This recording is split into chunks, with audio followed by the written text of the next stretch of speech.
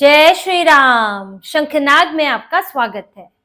आज उद्धव ठाकरे और राज ठाकरे की रात काली होने वाली है, बेचैनी भरी होने वाली है, क्योंकि जो अभी एग्जिट पोल आए हैं, जो बूथ रिपोर्ट मिल रही है, उन्होंने इनकी टेंशन बढ़ा दी है, परेशानी बढ़ा दी है, क्योंकि एग्जिट पोल जो दिखा रहे हैं वो इनके लिए बेहद डरावना है। एग्जिट पोल में उद्धव ठाकरे, राज ठाकरे और इनके एनसीपी एसपी के साथ गठबंधन को सम्मानजनक सीटें वे भी मिलती नहीं दिख रही हैं, और साथ ही जो महायुति गठबंधन है वो क्लीन स्वीप कर रहा है। ये एग्जिट पोल आए हैं और अलग अलग एग्जिट पोल में यही दिखाई दे रहा है, लेकिन ये एग्जिट पोल है, ये नतीजे नहीं है। नतीजे 16 तारीख को आएंगे, वही असली मोहर होगी जनता की।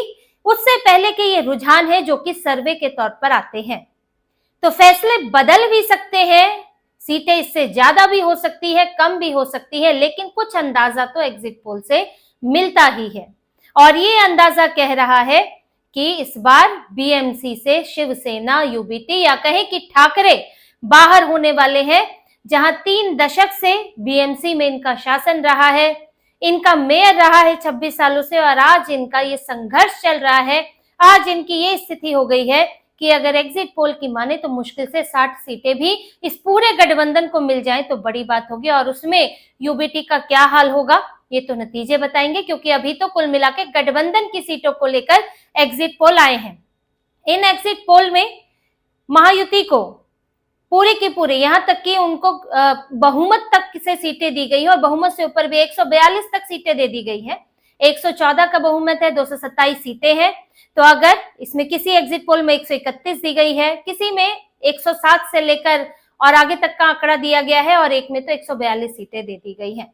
और ये एग्जिट पोल दिखा रहे हैं कि महायुति के आगे कोई नहीं टिका है, और इसमें दूसरे नंबर पर भले ही इनका गठबंधन रहा है, लेकिन सीटों की बराबरी नहीं है। आप देखिए पहले कि एग्जिट पोल क्या कहते हैं। एक्सिस माई इंडिया का एग्जिट पोल है, जिसमें बीजेपी प्लस यानी महायुति को 131 से 151 सीटें मिल सकती हैं, यूबीटी प्लस को 58 से 68, कांग्रेस प्लस को 12 से 16, और जो अन्य हैं उन्हें 6 से 12 सीटें मिल सकती हैं। इसमें एनसीपी गठबंधन भी शामिल है। डीवी रिसर्च के मुताबिक महायुति को 107 से 122, यूबीटी प्लस को 68 से 88, कांग्रेस को 25, एनसीपी को 2 से 4 और अन्य को 8 से 15। जेवीसी का सर्वे कहता है कि बीजेपी प्लस यानी महायुति को 138, यूबीटी प्लस 59, कांग्रेस प्लस 23 और अदर्स को 7 सीटें मिल सकती हैं। डेमोक्रेसी टाइम्स नेटवर्क का भी एक सर्वे आया है, जिसमें बीजेपी प्लस को 142, यूबीटी प्लस को 58, कांग्रेस प्लस को 19 और अन्य को 8 सीटें मिल सकती हैं। ये 4 एग्जिट पोल है। इसके अलावा कुछ लोकल एग्जिट पोल भी आए हैं जो कि लोकल चैनल्स के हैं, उनमें भी महायुति ही जीतती हुई दिख रही है, और यही बात उद्धव ठाकरे और राज ठाकरे के लिए परेशानी बनी हुई है।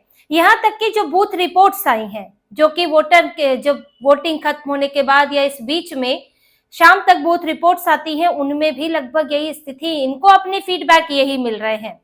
देखिए वोटिंग टर्नआउट 3:30 बजे तक लगभग 41% बताया जा रहा है, और जो राज्य चुनाव आयोग ने उसने ये कहा है कि हम फाइनल टर्नआउट कल बताएंगे, क्योंकि शाम को 5 बजे के बाद जो बता दिया जाता है फिर अगले दिन उसमें कुछ इजाफा होता है, तो हम पर सवाल उठाए जाते हैं। इसलिए फाइनल जो टर्नआउट है वो अगले दिन ही, कल ही बताया जाएगा। लेकिन इस टर्नआउट में जो कि शुरू में बहुत कम था, लेकिन धीरे धीरे 41 और हो सकता बताया जा रहा है कि वो 50% से ऊपर जा सकता है। अब इस टर्नआउट में जो एक वोटिंग हुई है बहुत ज्यादा, वो इनको बूथ लेवल रिपोर्ट में पता चला है कि महायुति के लिए लोगों ने भर भर कर वोट किया है। उन इलाकों में जो इनके स्ट्रांग होल्ड है वहां पर वोटिंग अच्छी हुई है, और जहां पर कभी इनके भी स्ट्रांग होल्ड हुआ करते थे वहां से भी समर्थन जो है इनका बट गया है, और इनको वहां भी कम मिला है जहां पर इन्हें उम्मीद थी अपने मामू समीकरण में मुसलमानों से। तो वहां भी मुसलमानों का वोट कहीं तो सपा एआईएमआईएम को गया है, कहीं कांग्रेस को गया है, और कहीं यूबीटी को भी मिला है, उद्धव ठाकरे को भी मिला है। और एक्सिस माई इंडिया का सर्वे ये भी दिखाता है कि जो विभेद पैदा करने की कोशिश की गई थी हिंदुओं में, मराठी गैर मराठी के नाम पर, उसका नुकसान उल्टा ही नहीं हो गया है। सर्वे के मुताबिक गैर मराठियों का, उत्तर भारतीयों का 68% शेयर जो है वो बीजेपी महायुति के पास गया है। क्योंकि जो इन्होंने डर पैदा किया, जो थप्पड़ मारे एमएनएस के कार्यकर्ताओं ने लोगों को, और देखो उन्हीं को ही मारे हैं, इसमें भी बात है ना जिसकी बात उठती है कि आप उत्तर भारतीयों की बात कर रहे हैं, तो उत्तर भारतीय तो हिंदू के अलावा दूसरे धर्म के लोग भी वहां पर है, मुसलमान भी हैं, सिख भी हैं, ईसाई भी हैं, लेकिन आप बार बार जाकर हिंदुओं को ही थप्पड़ मारते हो। एमएनएस के कार्यकर्ता यही करते हैं। आप उन इलाकों में जाते ही नहीं हो जो माइनॉरिटी बहुल इलाके हैं, एक बार वहां भी अपील कर दे कि मराठी बोल लें, वो लोग भी तो मराठी नहीं बोलते हैं।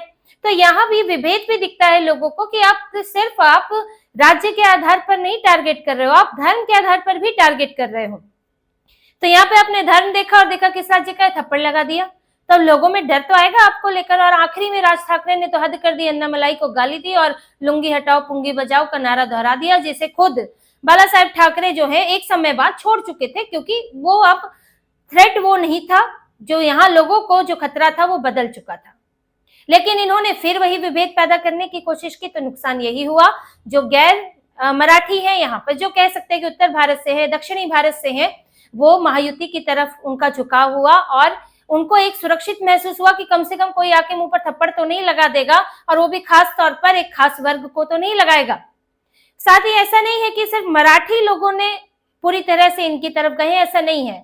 जो मराठी है वहां के, और क्योंकि एकनाथ शिंदे भी कहते रहे कि भाई मैं कौन हूं, मैं तो मराठी हूं, मैं यही का रहने वाला, यही पैदा हुआ, यही मरूंगा, तो आप मुझे कोई बाहर का तो मैं हूं नहीं। देवेंद्र फडणवीस की भी बात यही है कि वो भी मराठी है, तो ये कैसे कह रहे कि ये ज्यादा मराठी तैशी हम कम है, तो इसीलिए उनके पक्ष में भी गया है।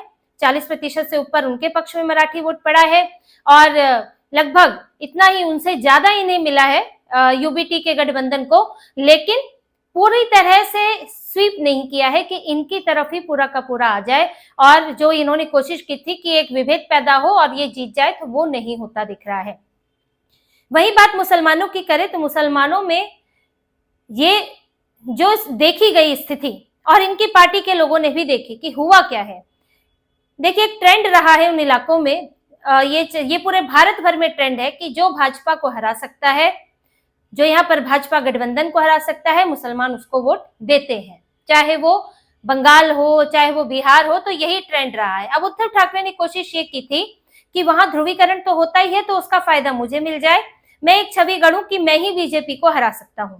लेकिन अंत तक भी ये छवि नहीं बन पाई कि आप सीधे सीधे टक्कर दे पा रहे हैं महायुति को।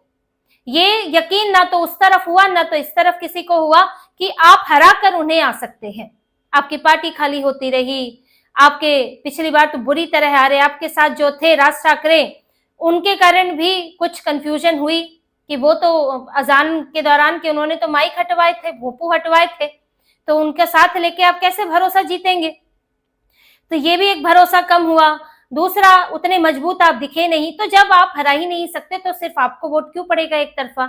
तो ये भी एक लोग सोचने लगते हैं कि जब हमारा इलाका है और जब ये पूरी तरह हरा ही नहीं सकते, तो हम अपने इलाके में एक उस व्यक्ति को बनाए जो खुल के हमारी बात करता हो, जैसे AIMIM इम्तियाज जलील, वो तो ये खुल कह रहे हैं कि भाई मैं तो इसे औरंगाबाद ही कहूंगा, मैं औरंगाबाद का सांसद था, हूं और रहूंगा।